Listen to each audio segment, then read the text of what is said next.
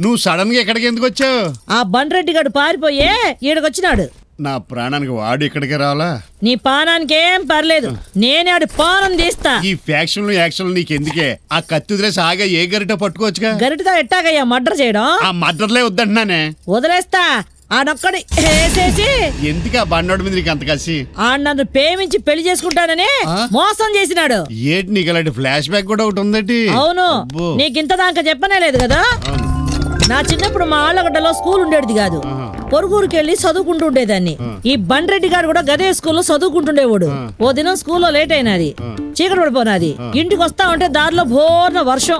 ఇంతలో వెనక నుంచో జీప్ వచ్చి ఆగినది. చూస్తే బండోడు. లిఫ్ట్ ఇస్తాను ఎక్కమంటే జీప్ ఎక్కినాను. మధ్యలో జీప్ రిపేర్ వచ్చి ఆగిపోయింది. అవును, నీకెట్టా తెలుసు? నీ వాడు ఉండవా? లేదు, వర్షంలో వయసులో ఉన్న ఆడ మగ కలిసి జీపులో గానీ బైకులో గానీ వెళ్తుంటే రిపేర్లో అలాగే ఆగిపోతాయి. ఇది కామన్. గ్యారెంటీగా దగ్గరలో ఎక్కడో పాడుబడ్డ బిల్డింగ్ ఉండాలే.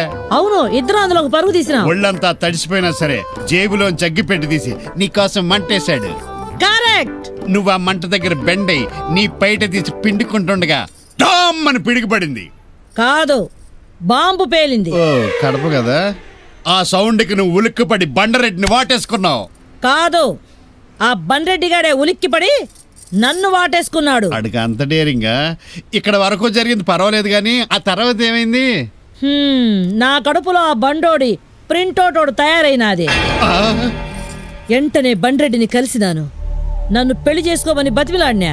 కుదరదు పో అన్నాడు. నేను నిన్ను ఎంగిల్ చేసేసినాను, నిన్నే గొట్టంగాడు పెళ్లి చేసుకోడు, జీవితాంతం ఏడువు అని నన్ను అవమానించినాడు.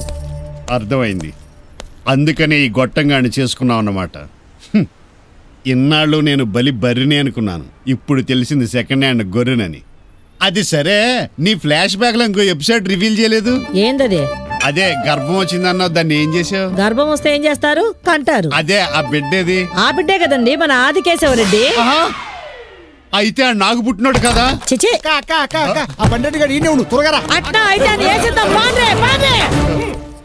ఇన్నాళ్ళు ఆడు నా కొడుకే అనుకుని గుండెల మీద పడుకోబెట్టుకుని ముద్దులు అయ్యి పెట్టేశాను అనవసరంగా.